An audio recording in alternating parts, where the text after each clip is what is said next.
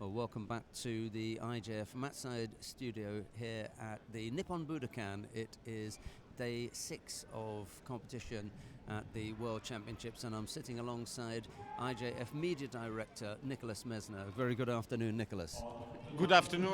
It's not morning anymore. So good afternoon, Sheldon. We're a little bit lost with the jet lag and the hours we spend here. We don't really remember what time of the day it is. Yes. Well, maybe it is good morning where you are. Anyway, right in front of me is this this book. I'm not really going to go into it too much because I've got the writer of the book here and the person responsible for all of the photographs in there. I've only seen the first 10, 15, maybe 20 pages of the book, but they are incredible images, absolutely breathtaking landscapes in there. So I'm going to ask Nicolas if you can tell us a little bit about the publication. Yes, so that's a book that just came out this year, and with the support of the IGF for the printing of the book and of Mr. Wieser, because when I told him about my project a couple of years ago, he said immediately, yes, I'm in. And photography for me is just part of my life. I mean, I'm a judoka. I started judo when I was 4 years old, but I also started taking pictures when I was about like 5 or 6 years old. My sister had a camera, my older sister, and she didn't really use it, so I took it, never gave it back, and since then I've been taking pictures every single day of my life, and that goes. Yeah, I mean, I'm a person of passion, so that judo, photography, traveling, and that's why that book. I mean, everything came together with that project, and I'm happy. I mean, after 2 years of work on it, that it came out this year. What are some of the images then? I mean, are they predominantly? I'm asking for because people at home will be asking. Is it a judo book with a few pictures of places you've been, or is it more a book of places you've been with some judo pictures? It's more the second option, because once again my initial plan was not to produce a judo book. It was to produce a book that, thanks to judo, I could produce, and I could write and put all the images together. So it's more like judo is a door opener, is a key. I have an amazing key. I mean, we have. I mean, we can travel the world. We can meet new people, new cultures. We can dive into those places and really understand how how people think, how people work, how people live. And so in the book, there are mainly, what I love and what I like in photography is landscape, people, but not taking in a studio. It's really like where they live, how they live. And at the end of each chapter, there are 10 destinations, 10 countries, plus one chapter which is dedicated to Judo for Peace, the commission I'm leading, and all the project in refugee camps. So that's the last chapter. But yes, it's those places I've been to. The selection was quite rough. Because I've been to many countries, so it was kind of rough to put only 10 places. And at the end of each chapter, there is judo. And in every text, the introduction text of each chapter, I'm talking also about judo and how judo brought me to those places.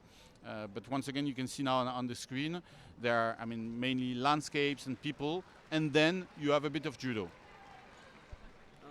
Where are some of those places that you've been to? I mean, in particular, I'm imagining this is Norway now. Yes, this is Norway. Here, yeah. So I start the book. It's like the title in French. It's Voyage Immobile, which means motionless journeys or motionless travel. So you see, we have a bit of judo with Abe Uta. That I could meet at training in Kobe a couple of years ago when we filmed The Art of Judo, one of the episodes that we've done with the IGF about the judo in Japan in the framework of the Olympic Games next year. And so I start with France because that's where I was born. Then in Norway, because I used to live in Norway, and I was there for 4 or 5 years. Then Japan, because that's the country of judo, so you see that there is always a link with judo. Burundi, where we are now, because that's where I've started a development project, a Judo for Peace project, that at that time was not an IGF project, but that program in Burundi put me in contact with the IGF, and that's how I am here. Through that project in Burundi, a Judo for Peace project where we put back the communities that were fighting and killing each other for ages. We put them back together with judo, with the help of judo. That project put me in contact with the IGF. And then Mr. Visser, the IGF president, asked me also, as I was already involved in media operations and so on, to come inside the IGF as a media director. So let's talk a little bit about the Judo for Peace project. I think if I remember rightly, we had something like that going on, but yours was different. You had the Judo for Peace project in Burundi. Yes. What was the involvement with your father? Was your father involved there as well? Yeah. We'll touch on that. Then. So a little bit about the history of Judo for Peace. It started with a project in Afghanistan led by the Norwegian, because there was an athlete who competed at the 1992 Olympic Games in Barcelona, who was a diplomat and was based in Kabul. And he started a project in 2001 or 2002, and it became a project of the Norwegian Judo Federation. And the president of the Norwegian Federation at that time brought the project to Mr. Visser when Mr. Visser was president of the AGU, and it became Judo for Peace, the European Judo Union. And then when Mr. Visser moved to the IGF, it became Judo for Peace in the IGF. So since 2007, the Judo for Peace activities and commission works within the IGF.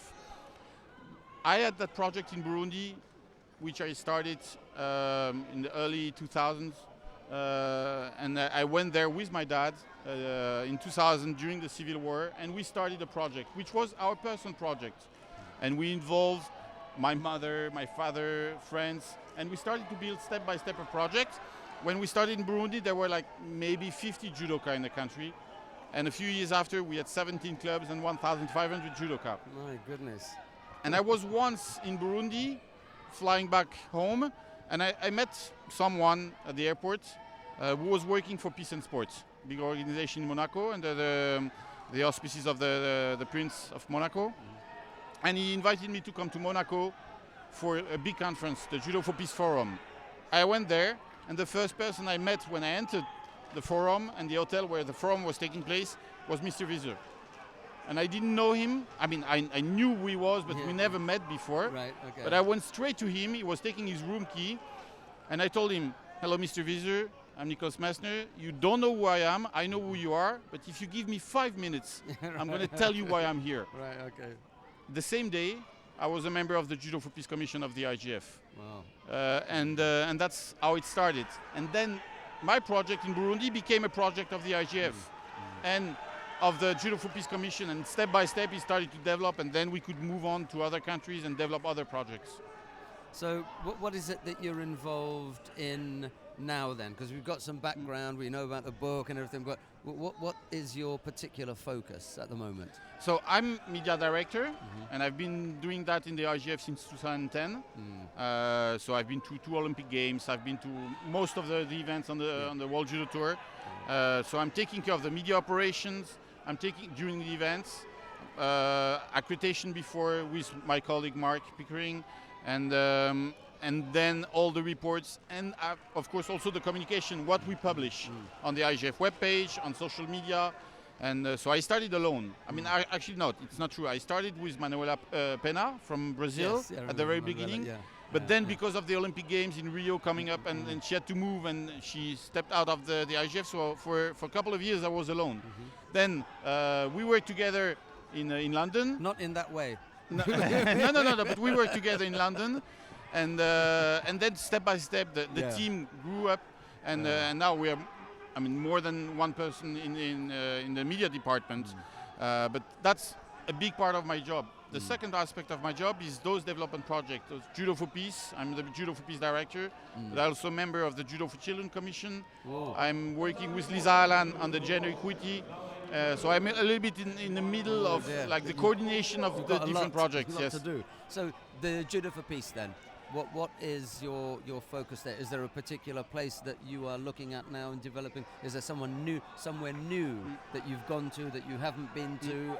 And is there then one thing in the future where you would like to get involved? So Judo for Peace, basically we are active in 3 different kind of zones. Conflict areas, post-conflict areas, and places with social disorders. it means that basically we can be everywhere. Because social disorder can be next door from my home. I mean, we have difficulties in suburbs and so on. So I mean, we also need the judo values to help people to live together and to respect themselves and to respect others. So that's the philosophy, the idea. Concretely, we are now present in refugee camps. We have a big work with refugees. So the first project started in 2015 in Turkey, in Kilis. And if you go on YouTube and on the IGF webpage, you will find we made a film in Kilis, one of the Judo for the World films. And so we're working there. To date, more than 2,000 children went through that program in Kilis. And it's still running. I was there in March with Pino Madaloni, Olympic champion from Sydney. And we had an amazing judo session with the kids. What is amazing is that when we started there were only boys. And now, a few years after, almost 30 to 35% of the participants are girls, which was really a challenge. But we made it. And then I have a project running in a refugee camp in Zambia, in Meheba, where it's a judoka from Burundi who escaped from Burundi a couple of years ago. He's a black belt. I made him pass the black belt in 2006. And once he realized that I was in Zambia for a development project, and he said, "What are you doing in Zambia?" I said, "What are you doing in Zambia?" And he said, "I'm a refugee." He said, "Okay, I'm in charge of those programs." So we started the program there in Maheba, and it's been working now for 3 years. So the leader is a refugee from Burundi, a black belt, and so we could give him also like a new social status and be someone recognized and appreciated for his work inside the camp. Before he had nothing to do. He was just living in that camp or surviving in that camp. Then we have a project that has been running for a year and a half in Malawi, and they're connected. So I'm going to go probably end of November back to Zambia, and we're going to make a joint activity with Zambia, Malawi, and probably refugees of Zimbabwe as well. Okay. And then we have a program running in South Africa with someone from the IGF, Roberto Orlando, who was graduated from the IGF Academy. He's based there, and he's running a program for refugees, but who are already living in the country. They're not in camps or in settlements. They're living there, but they have some integration issues and so on. So he's working with them. But then we have also Judo for Peace activities in northern Canada with the Inuits, in south of Argentina. I mean, all over the world, potentially, we have activities. And finally, or to answer your question, where? Everywhere. I mean, basically, we have projects or ideas, basically, to implement projects everywhere. It's then a question of time. It's a question of money. It's a question of resources, human resources, and so on. But basically, we could go everywhere. You are as busy as ever. Yeah, I love that. Based back in France now? Yes, in Strasbourg, my hometown. Yeah. And but I'm not there that often. Yeah, like last year, I traveled more than 250 days, and trip around the world like 8.5 times. I do that for my children. They, "Oh, where are you, Dad?" I'm say, "Okay, I'm going to calculate." So at the end of the year, I was 8.5 around the world. Right, Nicolas Messner, thanks very much. A bit about the book. Let's say that someone at home wanted to get the book. Where could they get a copy? It's on Amazon, in France on La Fnac. It's available online, and you can always, also send an email to the IGF, and then I will get the email, and we can answer and give information about the book. And it's both in French and English. Oh, okay, so there you go. Both languages are available in the book. Everything is both languages. So, and then you just have to enjoy the pictures. Nicolas Messner's Voyage Immobile. Immobile. Immobile. French is a little bit difficult. Right, there are letters that we don't pronounce. Right, okay, right. Immobile. So it's a motionless journey. Motionless journey. That's much easier for me. Right, Motionless Journey by Nicolas Messner. Nicolas, thanks very much for taking the time to join us here. We'll get back to the action.